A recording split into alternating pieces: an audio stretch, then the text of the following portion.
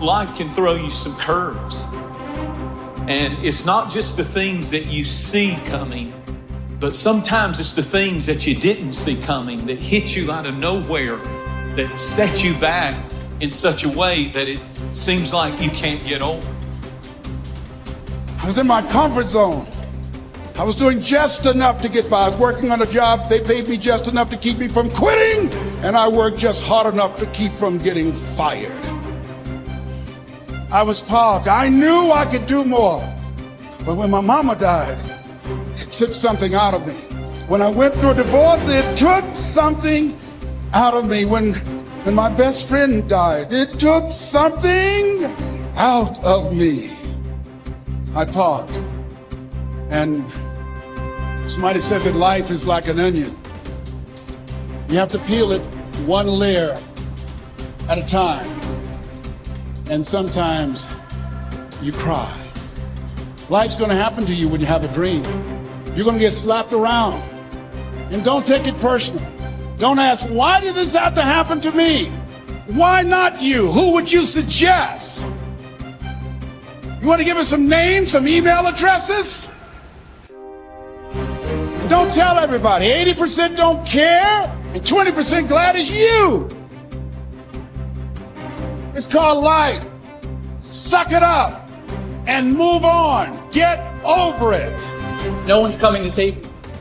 No one's coming to save you. The only person that's going to make a drastic change in your life, whether that's physically, mentally, emotionally, spiritually, the only person that is going to dig you out of your hole is who?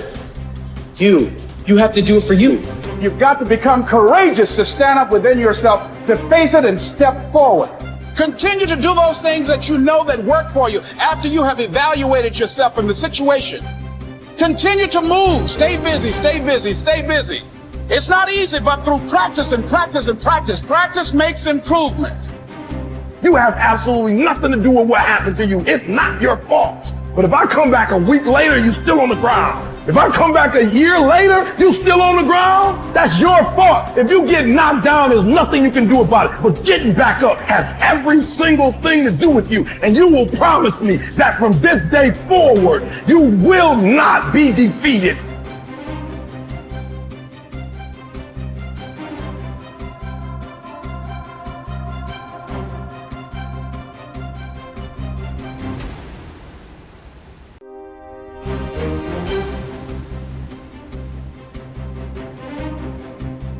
All of the people that I know who have become successful in any way use a structured means to organize their time.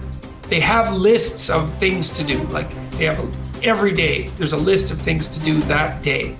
Every week, there's a list of things to do that week. Every month, there's a list of things to do that month. You know, at every level of temporal resolution, there's a sequence of plans, and those plans are implemented on a day-to-day basis. You cannot be, and successful isn't the right way of thinking about it, because I'm not thinking about, I'm not really thinking about rising up the corporate ladder. You know what I mean? And that's sort of what success has come to mean in our culture. That isn't what I mean.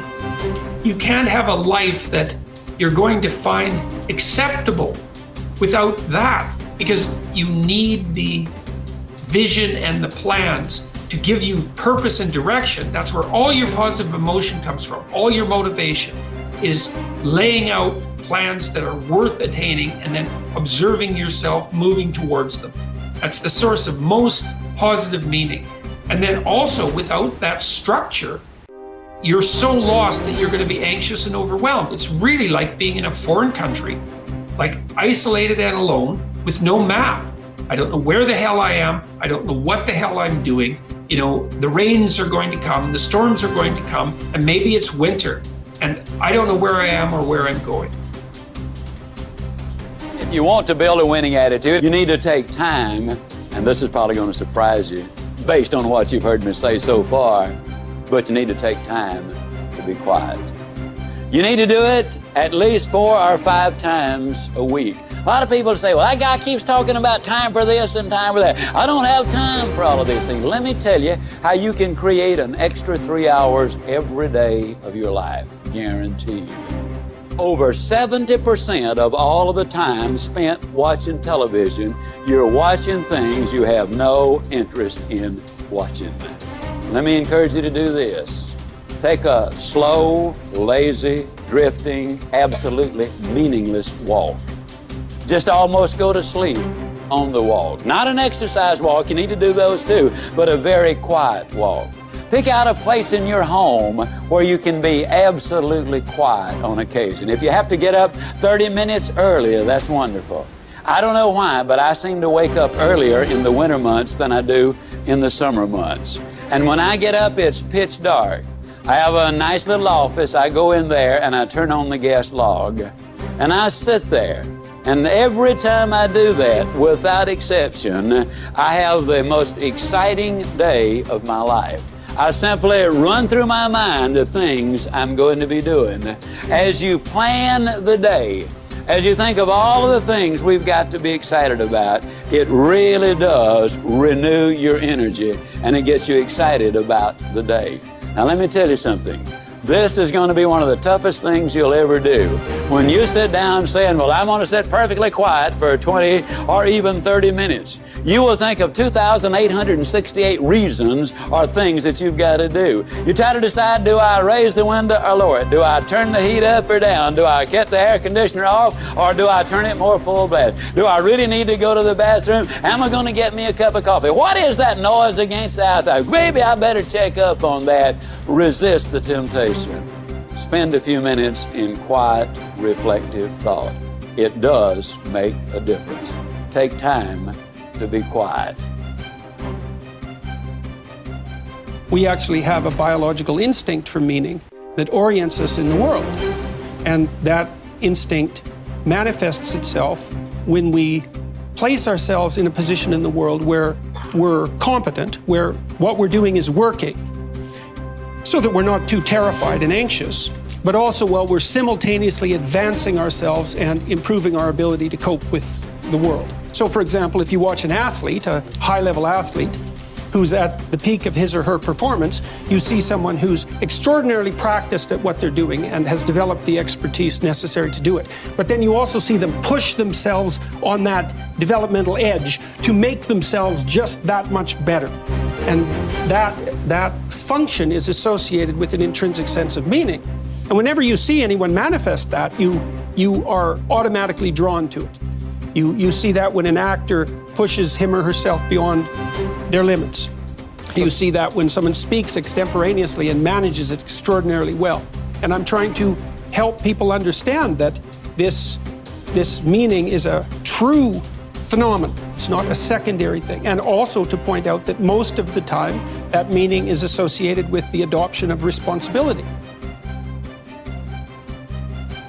Well, you know, there are remarkable people who come into the world from time to time, and there are people who do find out over decades-long periods what they could be like if they were who they were, if they spoke their being forward.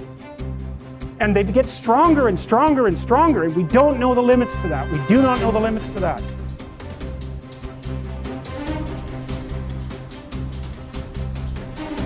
I think one of my greatest inspirations or things that I would feed off of basically was just obviously people not believing in the cloud of doubt that kind of I felt hung over my head and wanted to just prove everybody wrong. You know what I mean? I wanted to make it, and I was gonna make it regardless of what anybody said.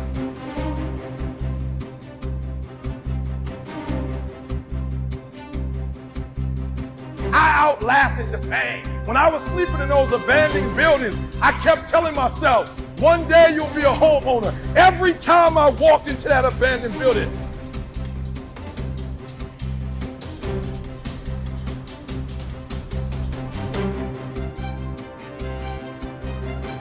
my greatest moments are probably the moments where I hit rock bottom, where everything was against the wall, where I failed, and I had to find intestinal fortitude with no one around and pick my ass up and reface what knocked me down, this time beating it.